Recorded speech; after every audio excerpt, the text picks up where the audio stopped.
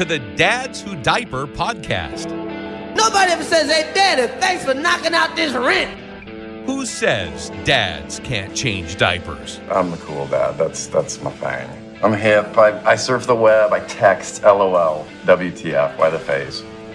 Your boy's a handsome lad. Thanks. She's actually a girl. It's my daughter. Oh my God. Yeah, her hair just refuses to grow. Coming to you live from the Dads Who Diaper studio, it's Paul and Chad.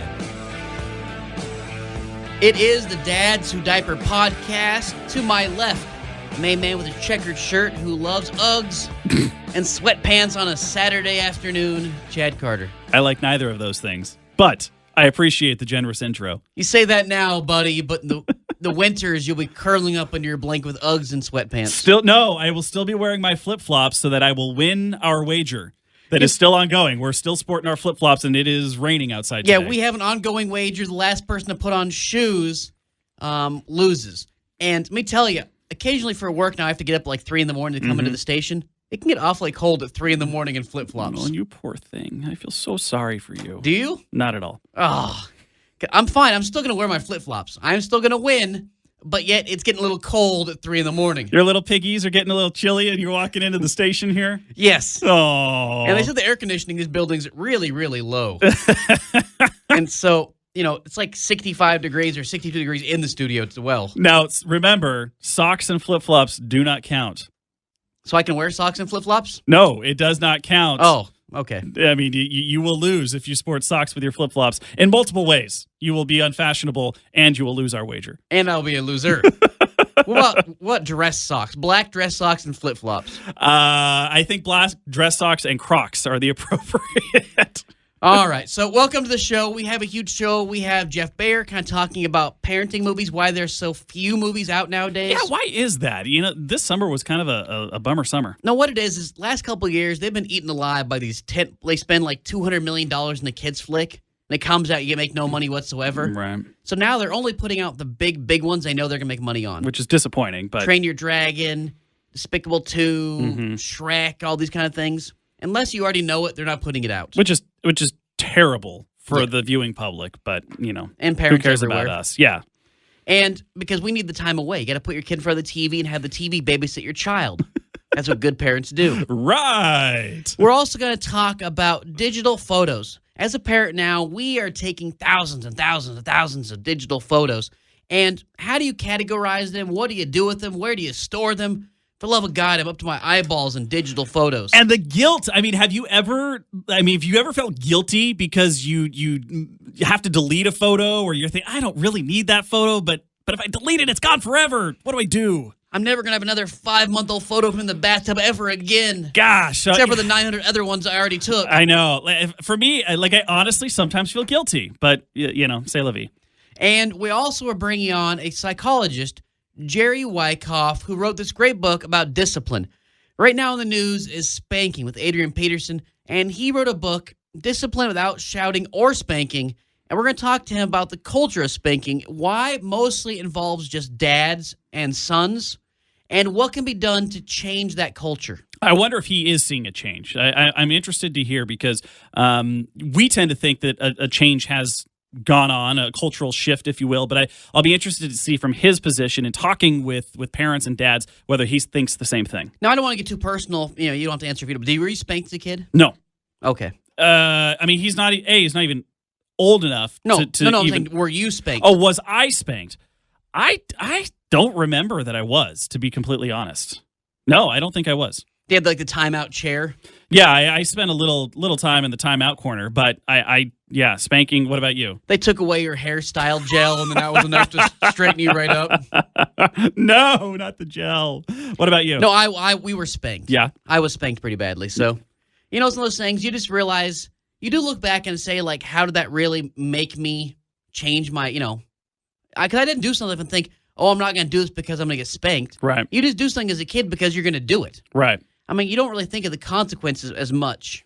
Well, and in his book, he talks about spanking is the first form of violence that children see. And so it'll be interesting. I'm looking forward to talking with him and seeing exactly, his thoughts today. And then before we get into this, we also want to bring the attention something we have on the website right now, a giveaway. Yes, absolutely. Mayapple Baby, they make teething toys and they make safety foam, basically, that you put on the corners of your tables or coffee tables or chairs or whatever you want. So we've got a review up there of both of those products. They're actually very good products, and Mayapple Baby has some very good stuff, so you should check them out. But we are also giving away a set of teething toys and some safety foam from them. So head on over to dadswhodiaper.com and you can enter that giveaway. It's very easy. All you do is like a few social media channels and boom, you're entered to win. And you could be getting all of that stuff for free. It's for free. So just go to our website, dadswhodiaper.com, and sign up for free and enter to win. Yeah, and hey, we want to give a quick word out that we've talked about, we've made the big shift to everything. The Dads Who Diaper server empire is building and building, and some of you may have noticed that the former podcast link may not be automatically subscribing you to the new podcasts. And the reason behind that is because we've moved everything over to a new server. It's all living in one harmonious, happy place. And so you may have to go and resubscribe to the Dads Who Diaper podcast from the Dads Who Diaper channel. You may have noticed previously it said Chad Becomes Dad. That was our former home. We're happy to say we're in a new location. So please go resubscribe. We understand it may take an extra moment or two, but it's well worth it. And you'll be able to get the new podcast delivered directly to your mobile device or your computer at any time. But Chad, if they're receiving this and hearing this message, aren't they already getting the new feed? Well, they may be listening to it on our website, streaming it live. They may be listening to it from the post that we put up. Or Stitcher Radio. So not necessarily Paul Snowden. So we just want to put the plug out there. Go ahead, resubscribe. We'd greatly appreciate it. And while you're there, leave us a review, 5 stars. Let us know how great you think we are. We've got so much more coming up for you here today on the Dads Who Diaper podcast. We'll be back in just a moment. From the website, Dads Who Diaper, comes the Dads Who Diaper Podcast.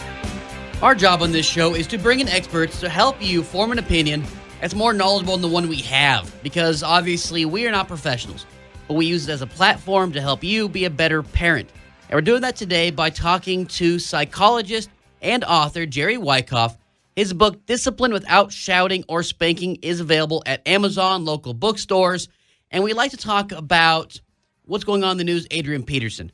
Spanking is big in the news, and some people say he went too far, and people like yourself, I believe, are saying spanking is probably not allowed at all. No, I don't, and there are many reasons I don't believe in it. It doesn't teach children how to get along with each other. It doesn't teach them what they need to know.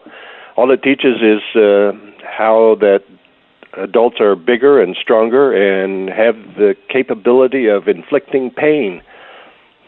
How do we, many of us grew up in an age when spanking was somewhat common and prevalent.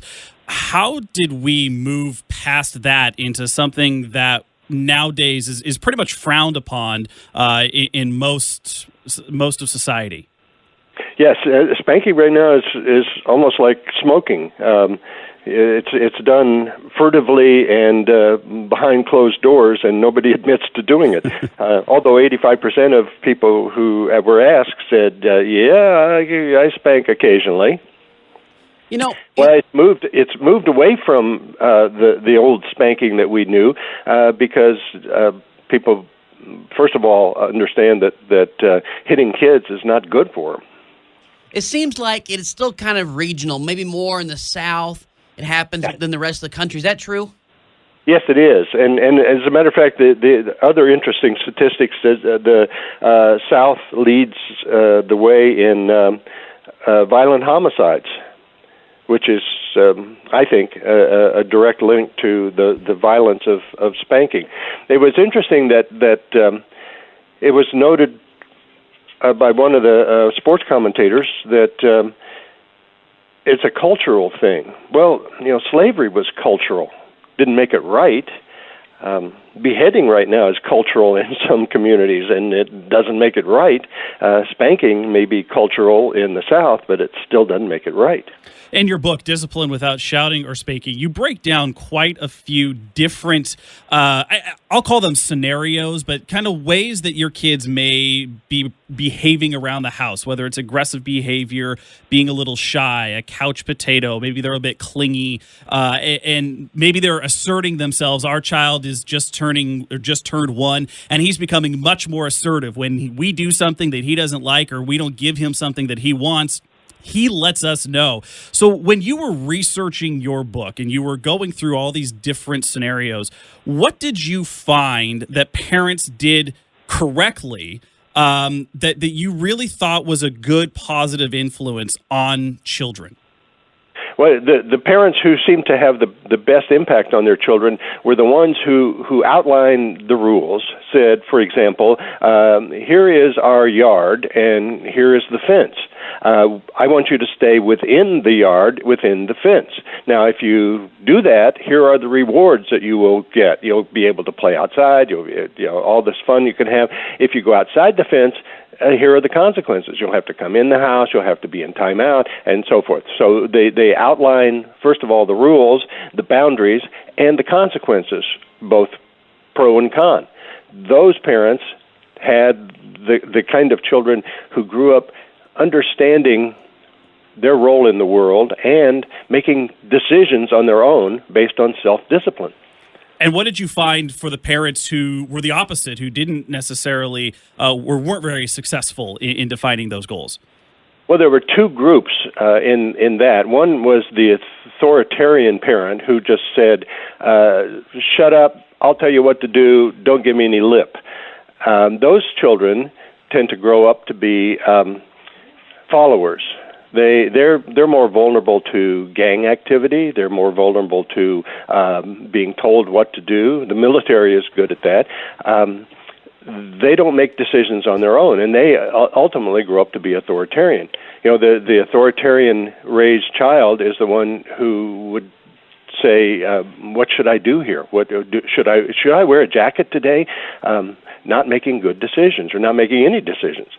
The other is the permissive parent who says, in effect, do whatever you want. I don't want to thwart your creativity.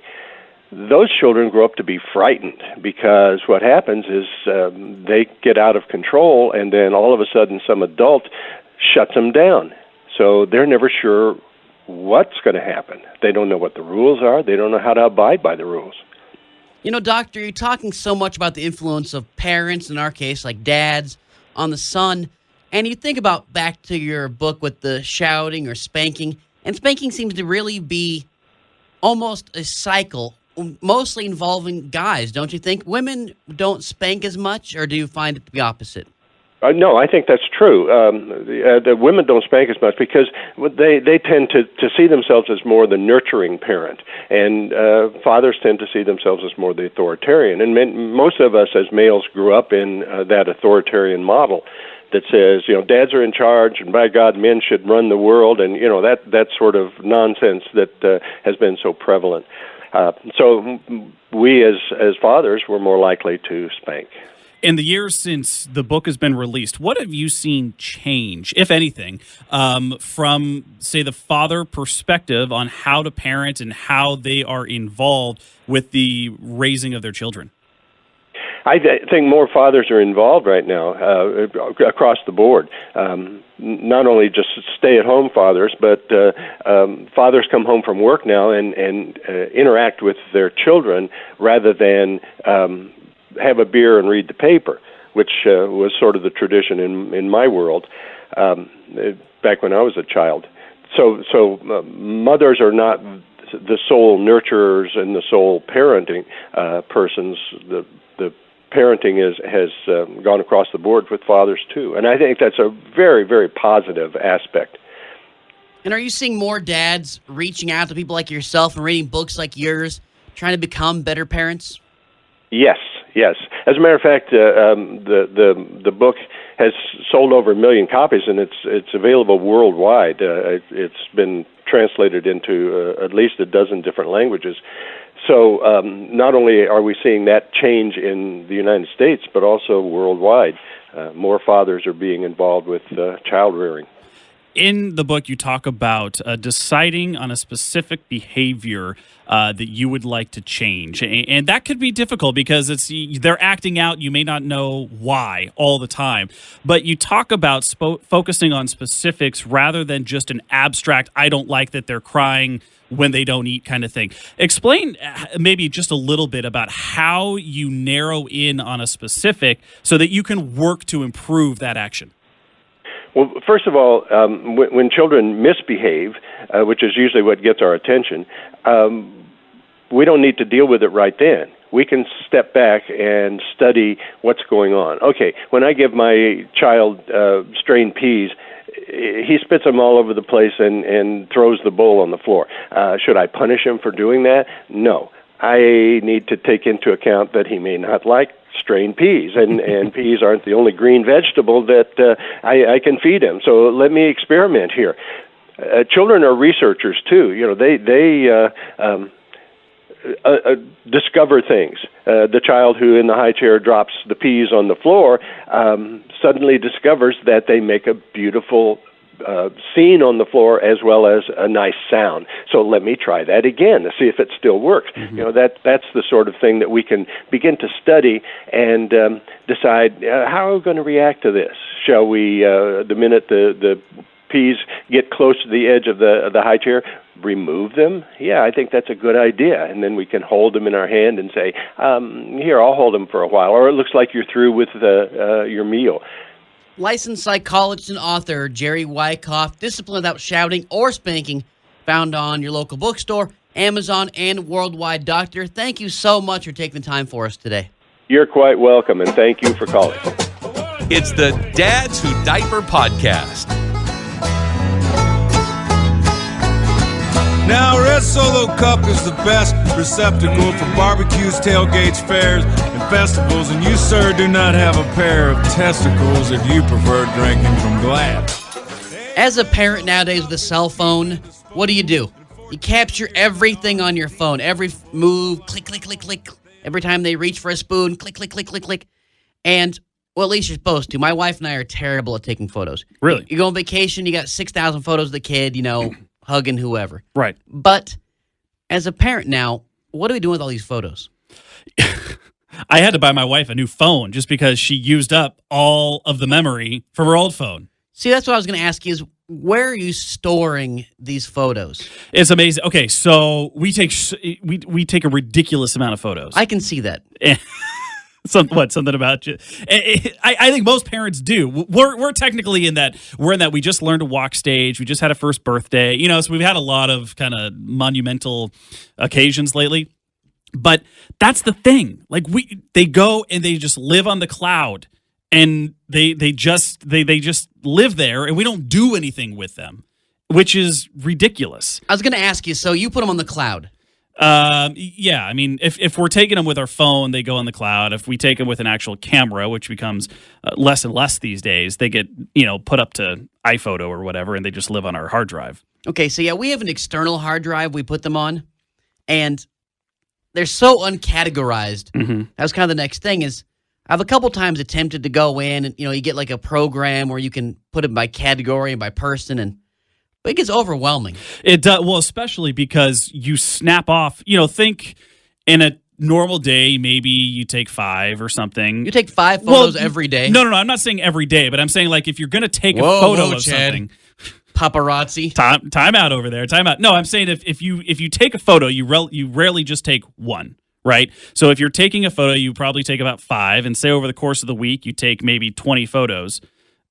Don't look at me with surprised eyes. Just because you can hardly function with a phone doesn't mean most people out there aren't taking photos. But, like if you're at a baseball game with your daughter or son and you fire off a couple photos, and then you maybe right then and there you send a few of them to grandma and grandpa or to someone else, but then nothing happens with them henceforth. And so they just kind of sit there, and hardly ever do people go back and either do something with them or delete them. But categorizing them is even more difficult because what do you categorize them as? By date, by person, and that doesn't really do a whole lot for you either. So you also just have your photos in a giant pile kind of in the virtual cloud, just lying there doing uncategorized. Yeah, I mean, I guess by default they're categorized by date, but yeah, I mean, they're not, it's not like, oh, Wyatt's first steps and all the photos that have to do with that, right then and there. So it's hard. And I mean, smartphones have been amazing because you get to capture. I mean, you yourself mentioned that you captured Carver's first steps, the actual time he took his first steps. But what have you done with that since? Nothing. Exactly. Now, it'll be fun, I guess, when they get older and you can go back and show that to them. That's something that we weren't able to see, I guess. But again, it's like, where does that live for the next 10 years until you go and show them? Well, and the thing is, too, I think the question is, are they really going to care when you show them? But, I mean, what are you really going to do with this stuff? Right. I mean, when am I really going to need the 400 photos of him at this, high chair? Well, all the photos that you send me, Mr. I don't take very many photos. Well, no, I take photos. Here's the thing. Is I take them as a funny thing, like aside per day. Like I'll send Chad something that's happening at that moment. I'll send it to you, and then I delete it. It's like, hey. Oh, you delete those? Well, yeah, I mean, I don't know what he's doing. Like, he'll be going down the hill in a Superman cape and a cozy cone or whatever, going 400 miles an hour. I'll take a funny photo and send it to you. Right. But that's it. Wow, I'm the only one that gets to see those photos? No, I mean... That's impressive. My wife gets those occasionally, too. Like, you and her both. More her, probably, than you. I don't need to bombard you with someone else's kid. But I'm just saying that fact that it's really weird because I don't think our parents dealt with this. No, gosh, no. They were really the first ones to even have cameras. But then you had to get film, take the photo, develop the camera, and then you had, what do you do with all the, they had the books, the photo books. Photo albums, yeah. And their parents before, they really didn't have cameras that much at all. But see, that's fun. Like with now having a son, and if we go and hang out at Grandma and Grandpa's house for an afternoon or something, every once in a while, like, oh, look at his hair is changing color. Like I have blonde hair now, but when I was a newborn, I had dark red hair. Like crazy dark red hair. You were a ginger? Well, it didn't even look like a ginger. I mean, it was just like, it was crimson red almost. Maybe that's why I went to Washington State. But anywho, should have gone to USC. But it's, now it's like, oh, let's compare and contrast. And so it's kind of fun to get out those albums and kind of, look at traits that I had as a baby and now that, my son has. But I guess in theory you can do that on the computer, but there's something lost there. There's something that's not quite as fun or enjoyable as going and sitting in front of the computer and looking at these or doing AirPlay and putting them on the TV screen as flipping through like old actual photos from back in the day. Yeah, we do not do the thing where you put it on TV. We've never done that. Yeah, no, we haven't either. But have you gone to like Costco and had them printed off? No, we usually just do it online. We just upload them to, in cases of an emergency, we'll do Walgreens or something, Rite Aid. But no, mostly we just order them online and have them shipped to the house. But you do have prints made and shipped. Oh, sure. Yeah, we've got a lot of wall space that we got to put something on, so we print them out and put them up in various places and whatnot. And clearly that I don't think that's ever going to go away. So the Carter house is just a montage of your kids' like moments on the walls? No, not that bad. But just one wall, But it's like, what do we do with all of this stuff? And it only gets worse, if you have another baby, then you're going to be doing it all over again. And then as the first one gets older and they're playing sports or they are doing, theater or they're doing whatever it may be, and you're firing off all these photos again. You just collect this massive database worth of data, and it's just almost overwhelming. Yeah, I think it's overwhelming. And the fact, too, is it's like clearly, there's no great system, at least I know of, for categorizing them and having them stored in order of what they are. Mm-hmm. You pull up your external hard drive, at least I do, and there's thousands of names like CR119, TR45. I don't change the name for each one of them. Each file, sure. Do you? No, but fortunately, in using iPhoto, like I just create a name for the event. And so it'll be like Pumpkin Picking 2013, and then all of them from that session go into that file. So it's a little bit easier to find, but that's when they're uploaded by an event, like I can do it. When you just have the cloud, like they all just get uploaded individually, and then you have to go and pull them out and sort them out and put them here and there, and that's what's difficult, and it's time consuming. I almost wonder sometimes, though, if we're not too involved in our kids, like our generation. Like, we don't need 900 photos of our kids in the bathtub. Right. And, is that a bad thing? Like, what are you telling your kids when you give that much attention to them with the photo and everything? Well, and now it's constantly you're walking around with something in your hand telling them, perform for me, or for, do this or do that, or, oh, that's so cute. Dance, monkey. Yeah, it's almost like, so, like our son has this, for some reason, right before he goes to bed, he likes to just kind of be a tornado around his room. And now that he can walk, it's open the drawers, open the doors, go and do all of this. And so my wife was trying to film it and send it to her parents who live out of state, and it was too dark. And so it wasn't really coming out very well. So she turned on the flash, and the instant she did that, he turned and made a beeline for the camera. And so it's, the kids these days, and we've talked about this on the podcast before, but they're almost hardwired to be lured to, clearly it's a bright light, walk toward the light kind of thing, but they're also at the same time, because they're so accustomed to us putting that camera in front of their face and expecting them to do something, it's like, oh, here I go, I'm supposed to do that. So it's really difficult. Now we want to capture all these moments, it's like we have the ability, we have the technology, a lot of people want to capture those. But when you saw Carver taking his first steps and you recorded it, why did you choose to do that? I think just because Sarah was at work, so that'd be fun to send it to her. Mm-hmm. But, the same thing we talk about with our phone. Carver, we have a few apps for him, but it's almost comfortable. He loves scrolling through the photos almost as much as the apps. Like, he'll scroll all the photos, and he's like, baby, Nana, Papa. And we have a 5-year-old nephew. And you talk about performing, it's so weird because he's grown up, people have always taken photos of him on the camera, and his parents even worse than we are. They're big time, like always taking photos of him. And he is such a cheesy handball now. When you take a photo, he'll like strike a pose. It's like America's Top Model. Like he just like whips around like he does like the gray steel or whatever. The blue steel. Blue steel. Yeah. Like every time you take a photo, because he's been trained to strike a pose. Mm-hmm. Yeah, it's a tough situation because we want to capture all those, and there are thousands of apps out there that claim to help you categorize and organize and do all of that, and with your videos, and like the advancement of video capture. It used to be you had to have a home video camera, and then they got a little bit smaller, and then pretty soon they were built into cameras, and then you had like a flip cam, and then you now have a smartphone. And so you're constantly walking around documenting all of these things, but then you go back and you say, how much of that do I really need?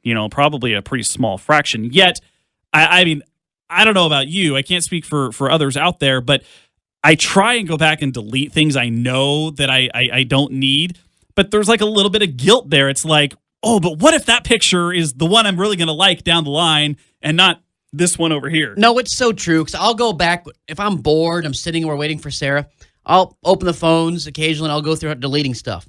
It was blurry. I tried to delete it. Yeah. But then, you do look at that. It's like I have 400 of them sitting in the high chair, and I think I could delete this, but what if I really miss this photo? Right. I'm not going to miss that photo. No, you're going to forget that it's even there next week. But there's like this guilt thing because we have it. And it doesn't take any space, and you're thinking, why not? It's free. Mm-hmm. If I delete it, it's gone forever. Right. Well, and like I was joking about my wife's cell phone, like she had a 16 gig iPhone, and that thing was filled up. Well, when you delete them to the cloud, can't you delete them?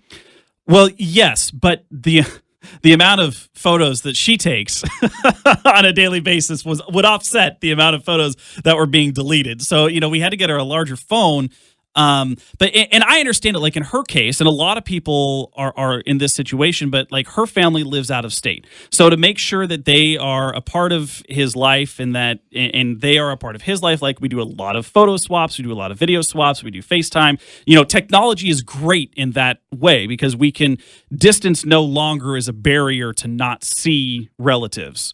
But at the same time, like we do those things and this is cute, and we fire it off and then we forget about it. And then we do it again and again and again and again. And then pretty soon we've built up this collection of photos and videos that we don't know what to do. And like we just said, you almost feel guilty deleting it because it's gone forever. I'd rather hold on to it and not look at it is kind of the mentality than delete it and lose it forever. I assume also that as the kid gets older, you'll probably start taking less photos. Well, yes. I mean, there's so many first moments. Yeah, in those first couple of years that you're documenting and trying to hold on to.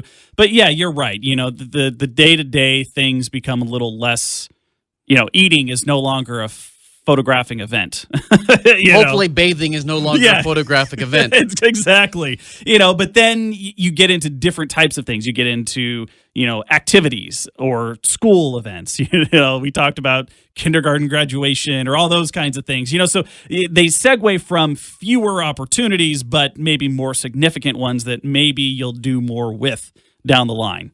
All right, if you have a great program for categorizing or you have some way you do it yourself, let us know right here in the podcast section of the comments or even in the forum.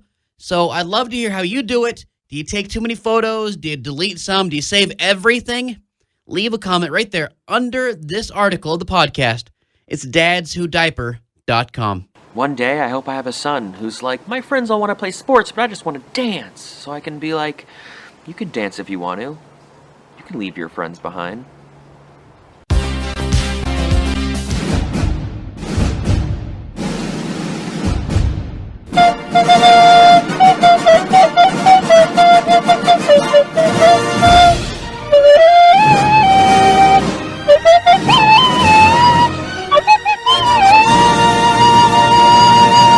Every week, at least most weeks, we like to try and bring you the very latest from Hollywood and what's going on in the movie scene. And joining us once again from the Movie BS with Bayer and Snyder podcast, it is Jeff Bayer. Jeff, good morning and welcome back to the podcast. Thank you very much. All right, so not a whole lot of kid-friendly movies this summer. So this week, what are we talking about? I mean, it's just kind of been a slow summer, hasn't it? Yeah, and then transitioning into fall, it feels like definitely the studios are like, well, all the kids are kind of in school. Let's just leak a family-friendly movie out every once in a while, and that's about it. So like a little bit ago, we had Dolphin Tale 2, and the idea behind that is the first one generated money. Let's see if we can get lucky again. And that was just kind of standard entertainment. There was nothing really special there, unless your kid might want to be a marine biologist, then you could add some time for that movie. And then Box Trolls, which I haven't had a chance to see since I was at a film festival, but that's one that falls into the category of it's almost niche, because this is the company that did Coraline and Paranorman, and it is like almost the scary stuff for kids. And so a lot of parents are just kind of like, I don't know if my kid is ready, or I don't know how my kid will feel about it. So those don't normally become blockbusters. But then, yeah, it is kind of bleak to where you're waiting and wondering when you are going to take the family to the theater. Maybe it's because I'm getting older and I'm not paying attention to kids' movies as much, but it seems like there used to be a lot more. And now studios kind of focus on putting out just the sequel to the thing you already know, and they're not really introducing new movies as often. Yeah, I think what's happened is the studios are definitely graduating toward what they refer to as like the tentpole movies, things they can build around, things that might be able to generate, everything from T-shirt to toy products. But what they've realized is the PG-13s can sell toys, whereas back in the day it was like, well, we didn't know if that would really get the families in the theater, and now they realize it does. So, yeah, you are seeing more potential guaranteed products being released, and even it feels like the animation has slowed down a little bit as well. And maybe that's just perception of, again, the big studio, but then the independent world, they typically aren't trying to make family-friendly films. When there's a budget of $4 to $6 million, they're not thinking, how can we pack the seats with kids? So, yeah, you are kind of getting that disconnect of, we barely ever see any G-rated movies in the theater anymore. But then the PGs, it's kind of like they've crunched the numbers and they've realized PG-13 makes more money. So then why wouldn't they invest in something that they're trying to get the return on. Sure. Well, we've seen an ad push recently for Alexander and the Terrible, Horrible, No Good, Very Bad Day. It's one of the upcoming Disney movies. What are your expectations of that? It's got Steve Carell, I think Jennifer Garner in it. It's PG, I think. So, I mean, what is this going to be something worth our time? Hopefully it won't be terribly bland. and unfortunately, that's kind of what happens where you fall under a category of let's try to entertain everyone, and typically if you're going to do that, it's not going to be a recipe for success as far as a creative thing that you'll be talking about with your kids, that you'll be excited to rewatch with your kids, and all that sort of thing. But there's always hope. So I mean, every time I sit down to a movie, luckily I can shake off the got to sit through this one vibe. And just be like, all right, what can you give me? Famous last words from Jeff Baer. There's always hope it's not going to suck. That's right. Jeff Baer from the Movie BS Podcast, Baer and Snyder, thanks so much. We will talk to you next week. All right. Thanks a lot. It's interesting about the movies, though, because I do find myself looking for new movies and thinking, when can I have these out to show Carver? I'm trying to think of stuff that's coming out. He's at the age now where at home he can watch 5 or 10 minutes of TV. It's probably not a good idea though to be showing him movies, but whatever. Well, as long as they're not Die Hard or something. Die Hard's a great movie. I don't disagree. It's the number one Christmas movie. I know you feel that way. I firmly believe Christmas Vacation is the number one Christmas movie available. However, either one, probably not fantastic for Carver to be sitting and watching. Oh, by the way, as a doubtful parent or a overwhelmingly happy parent, I was able to get our kid to somewhat count. It's kind of fun right now because we always practice the 1, 2, 3, 4, and he says it afterwards. Uh-huh. And now if you say 1, 2, and stop, he'll give you the next number. Ooh. We can do that to 5. Nice. Which is pretty good, I think. Yeah, absolutely. And that's got to, it's got to be fun. You're teaching. You're educating. And we do the ABC song all the time. And so in the car, he'll randomly out of nowhere start going, A, B, C, D. We sing the ABC song when we're brushing his teeth at night, and he'll sit there and watch us and let us brush, and then at the very end, every night, he applauds for us. Nice. Yeah, it's very entertaining for us. We enjoy it. He really appreciates your vocal talents. We try. You do what you can. Yeah, we do what we can. We're certainly not going to be on The Voice anytime soon. That should be under every parenting. We do what we can. We do what we can. I think that's just the general rule of thumb there. Exactly. All right, so big show. We talked to Jerry Wyckoff, psychologist and author. Yeah, about not spanking or disciplining your children correctly. Now, do you judge parents who spank? No. So you'd be okay? I mean, if your friend spanked, if I spanked my kid, you wouldn't hold it against me? No, I don't think necessarily that it's one of those things that you go around advertising. But, parenting... I don't spank my child, by the way. I don't spank. Disclosure. I don't feel like I'm in the position to judge anybody for what they're doing. In the sense of doing the best we can in parenting, I'm doing that, and I firmly believe that every other parent, at least I would like to think, is doing the same thing. And do I think it's necessarily right? No, but if that's what you choose to do, and I don't see you doing it, and I don't necessarily know that you're doing it, that's in your world, not mine. Now, if you're doing it out in public and you're royally hurting your child, then I think there's a whole different situation there. I think I'm going to go with social embarrassment as a punishment myself. Yeah. Some kind of pink shirt with Barbie on it. I'll make him wear it out and about. There's a lot of people who do that these days. You know what? Embarrassment's a pretty strong motivator. It is. It's just so weird. We've got a lot of time before we're there. Our child just turned 1, so we've got a bit. But it's now, you think that you're going to start disciplining that kid within the next year? No. I know, but I'm talking about under what you're talking about, social or punishment and that kind of thing, dealing with big issues about whether it's swearing to a teacher in school or caught cheating or, those kinds of issues. We got a long way to get there, but it's hard to think, what am I going to do? How are we going to approach that?